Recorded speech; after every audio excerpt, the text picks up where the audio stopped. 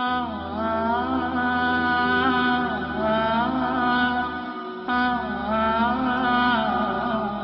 نام عرفان محمود برک ہے، لاہور میں رہتا ہوں اور شعبہ صحافت سے میرا تعلق ہے۔ مختلف اخبارات، اسلامی جرائد رسائل، اس میں آرٹیکلز بھی لکھتا ہوں۔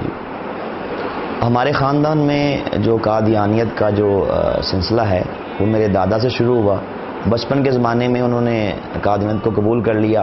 کوئی علم نہیں تھا، معلومات نہیں تھیں، پڑھے لکھے نہیں تھے، جسٹ مرزا قادیانی کو مجدد کی حیثیت سے مان لیا اور اس کے ہاتھ پہ بیعت کر لی۔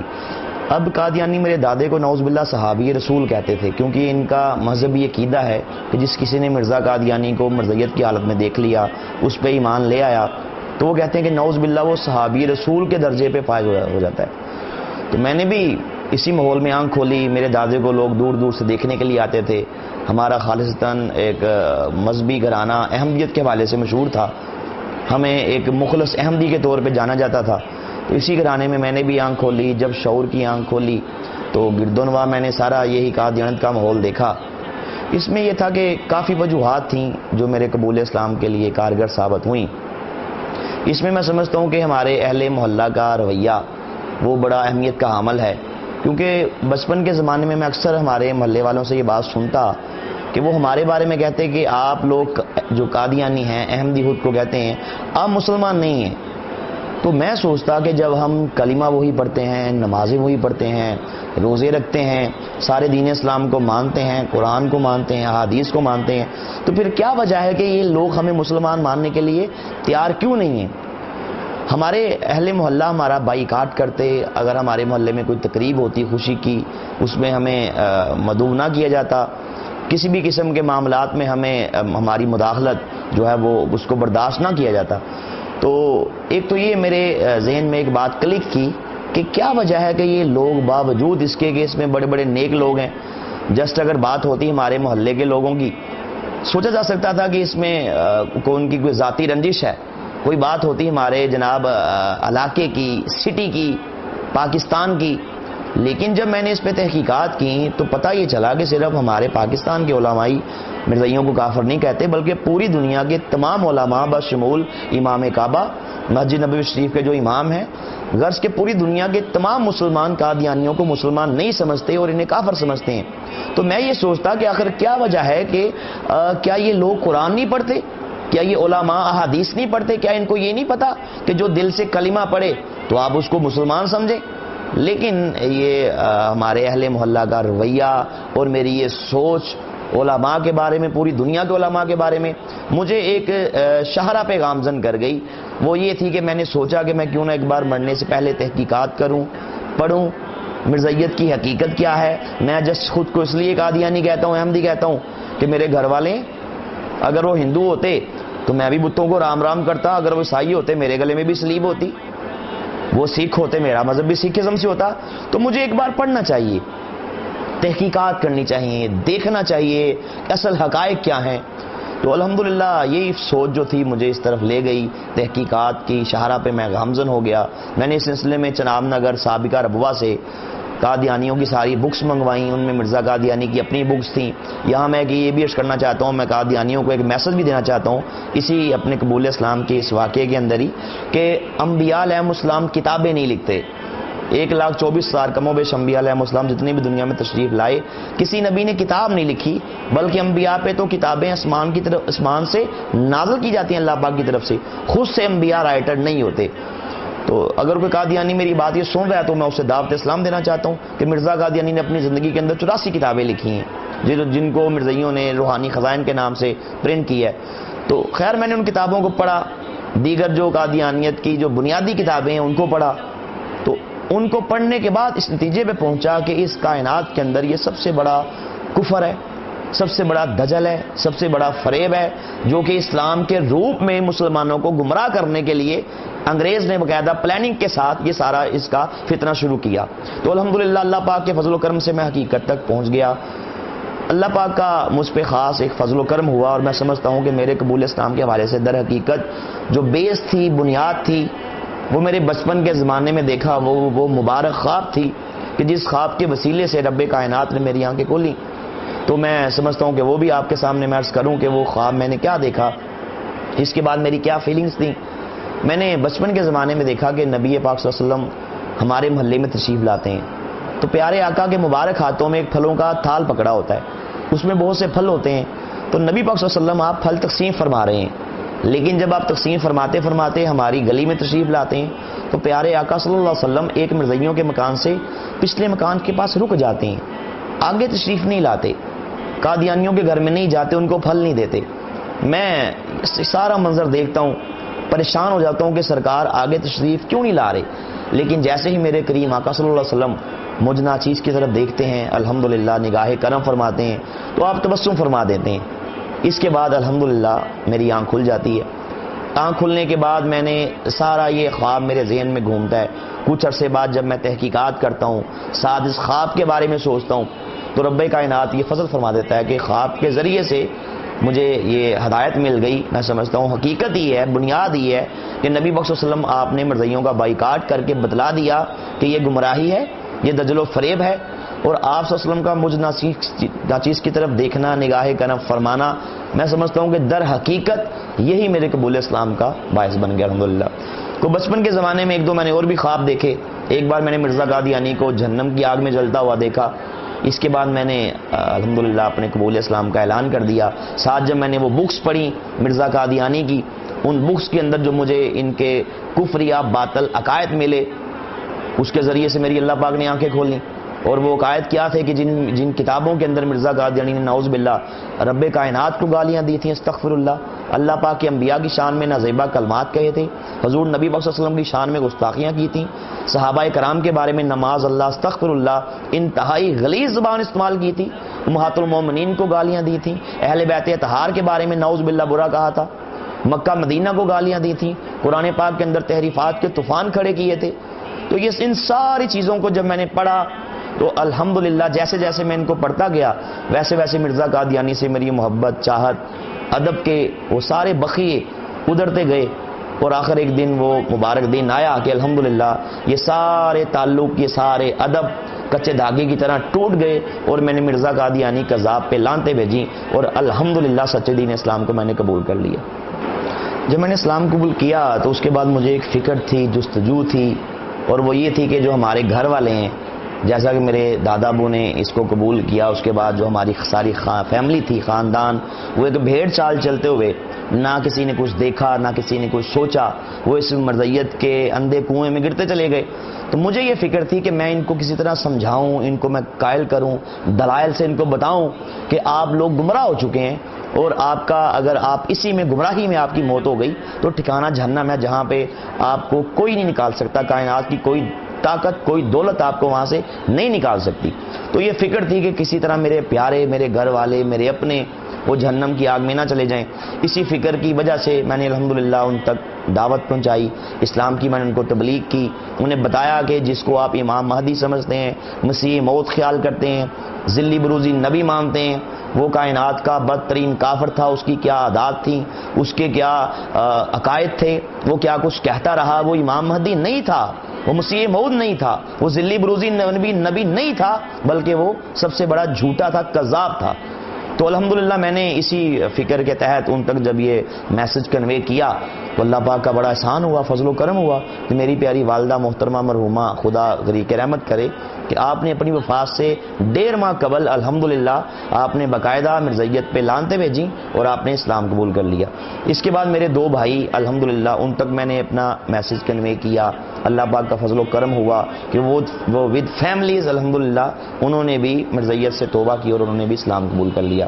اس کے بعد میں نے ایک تہیہ کر لیا, جب سے میں نے اسلام قبول کیا اس دن سے لے کے کہ میں نے مرتے دم تک ختم نبوت کا کام کرنا ہے, اور اس اہم مقصد کے لیے میں نے, اگر جان جاتی ہے تو کوئی پرواہ نہیں ہے, مال جاتا ہے تو کوئی پرواہ نہیں ہے, ٹائم جاتا ہے تو کوئی پرواہ نہیں ہے. الحمدللہ اللہ پاک نے مجھے اس کا یہ ثمر دیا کہ اللہ پاک کے خاص فضل و کرم سے اب تک 150 سے زیادہ قادیانی الحمدللہ میری دعوت کے بعد انہوں نے مرزیت پہ لانتے بھیجی اور سچے دین اسلام کو انہوں نے قبول کر لیا.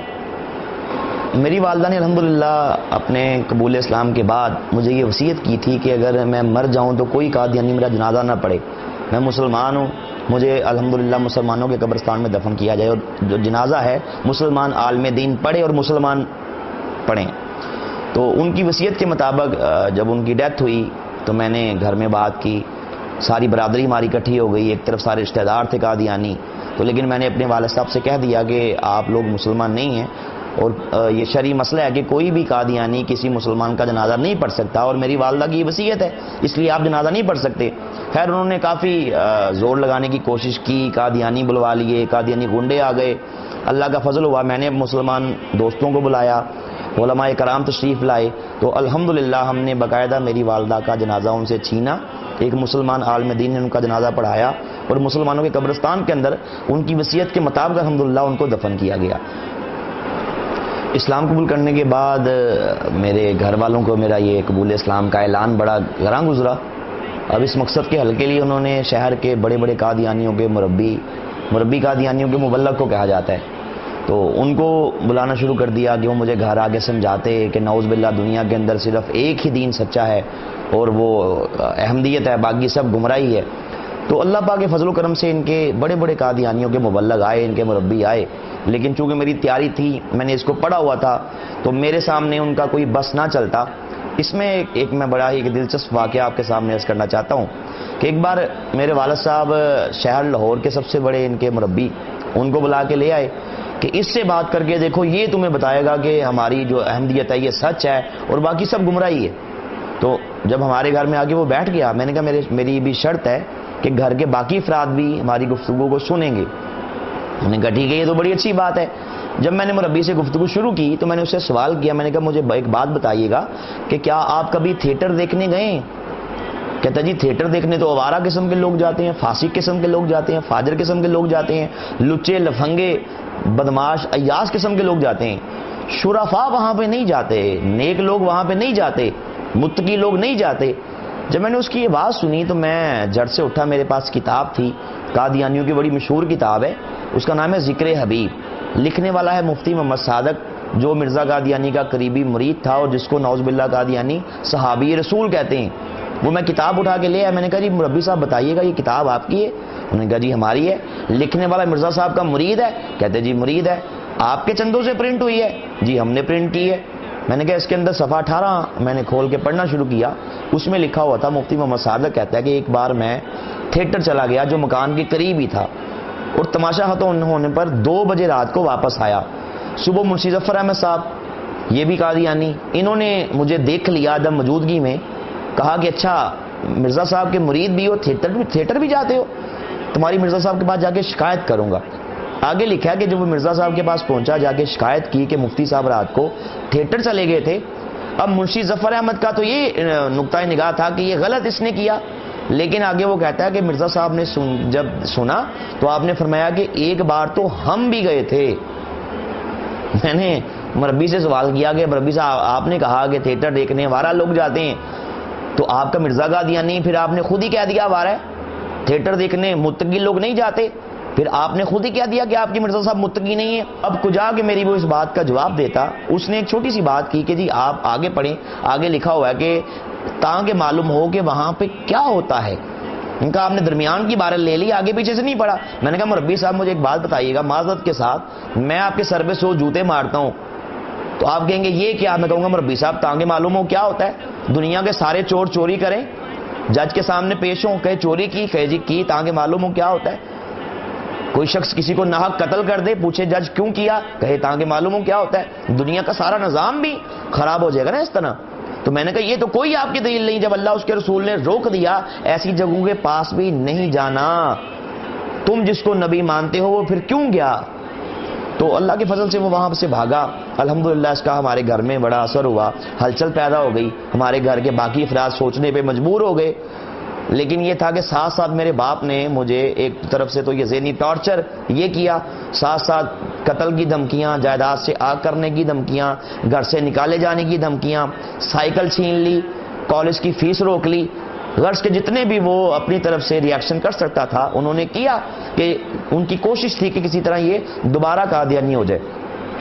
میرے قبول اسلام کے بعد اللہ پاک نے مجھ سے کام لیا کہ الحمدللہ میں نے قادیانی مذہب کے بارے میں، مرزا قادیانی کی عادات کے بارے میں، مرزا قادیانی کی گھٹیا حرکات کے بارے میں، اس کے باطل نظریات و عقائد کے بارے میں ایک کتاب لکھی، ایک بڑے ہی اچھوتے ٹاپک پہ منفرد انداز میں. کتاب کا نام ہے قادیانیت، اسلام اور سائنس کے پٹہرے میں. الحمدللہ اس کتاب کے اندر میں نے ایک نیا رخ، اس پہلو نئے رخ سے اس پہ میں نے کام کیا، نئے انداز سے میں نے کام کیا کہ میں نے اللہ پاک کے کلام سے، قرآن پاک سے، احادیث رسول سے، ماڈرن سائنس سے، عقل انسانی سے، لاجک سے، بڑے بڑے نفسیات کے ماہرین ان کی تحقیقات سے اور قادیانی کتب کے ریفرنسز سے یہ بات ثابت کی کہ قادیانی جس کو اللہ کا نبی مانتے ہیں، رسول مانتے ہیں، میں نے بکس کے اندر باقاعدہ یہ بات ثابت کی ان بکس کے ذریعے سے، اپنی بک کے اندر الحمدللہ، کہ مرزا قادیانی کو ایک شریف انسان کہنا بھی شرافت کی توہین ہے. الحمدللہ اس کتاب کا انگلش میں اس کی ٹرانسلیشن ہوئی، پہلے انڈیا کے اندر ہوئی، بعد میں ملک پاکستان میں ہمارے حکومت پنجاب کے سیکرٹری ہیں جناب محترم احمد علی ظفر صاحب، انہوں نے اس کتاب کی انگلش میں ٹرانسلیشن پاکستان میں کی، سندھی زبان میں ہوئی. اور الحمدللہ میں نے یہ بک ان کے مرزائیوں کے 5ویں خلیفہ مرزا مسرور کو بھیجی اور میں نے اسے کہا کہ مجھے اس کا جواب دو، اور باوجود بارہا یاد دہانی کے آج تک دنیا کا کوئی بھی بڑے سے بڑا قادیانی اس کتاب کا جواب نہیں دے پایا. الحمدللہ اللہ پاک کا یہ خاص فضل و کرم ہوا کہ یہ کتاب پڑھ کے اب تک سینکڑوں قادیانی راہ راست پہ آ چکے ہیں، انہوں نے اسلام قبول کر لیا الحمدللہ. اسلام قبول کرنے کے بعد میری زندگی کا یہ مشن ہے، یہ مقصد ہے کہ میں مرتے دم تک انشاءاللہ میں نے 2 کام کرنے ہیں. ایک تو یہ کہ جو ہمارے مسلمان بھائی ہیں جن کو نہیں پتہ مرزائیت کے فتنے کا، جن کو نہیں پتہ ختم نبوت کے عقیدے کی اہمیت کا، ان تک یہ میسج کنوے کیا جائے اور انہیں بتایا جائے کہ اصل حقائق کیا ہیں. آپ مرزائیوں سے تعلقات نہ رکھیں کہ آپ کا ایمان وہ برباد کر دیں گے. ان کی گمراہی کیا ہے، ان کے باطل عقائد نظریات کیا ہیں. الحمدللہ اس کا بہت فائدہ ہوا اور ہزاروں مسلمانوں نے میری گفتگو سننے کے بعد الحمدللہ مرزائیوں سے انہوں نے لا تعلقی کا اظہار کیا. دوسرا میری زندگی کا جو اس کے بعد جو سب سے بڑا مقصد ہے، مشن ہے، وہ یہ ہے کہ قادیانیوں تک بھی اسلام کی دعوت کو پہنچایا جائے.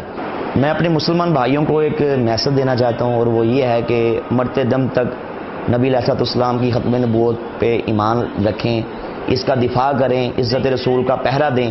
بے شک کائنات میں اس سے بڑھ کے اعلیٰ بہتر کام اور کوئی نہیں ہے. عزت رسول کا پہرا اللہ کے ہاں اس کا بہت مقام ہے. وہ شخص جو ختم نبوت کے تحفظ کا کام کرتا ہے اللہ کے ہاں اس کی بڑی فضیلت ہے، اس کا بڑا مقام ہے، اس کا بڑا درجہ ہے. تو میں اسی پہ عرض کرنا چاہتا ہوں کہ انشاءاللہ اللہ تعالی ہمیں روشنی کی طرف رکھے، ہمیں اندھیروں سے بچائے، ہمیں گمراہی کی طرف سے بچائے، ہمیں فتنوں سے بچائے، اور اللہ پاک ہمارا خاتمہ اسلام پہ کرے، اسلام پہ ہی زندگی گزار کے انشاءاللہ اسلام پہ ہمارا اللہ پاک خاتمہ کرے.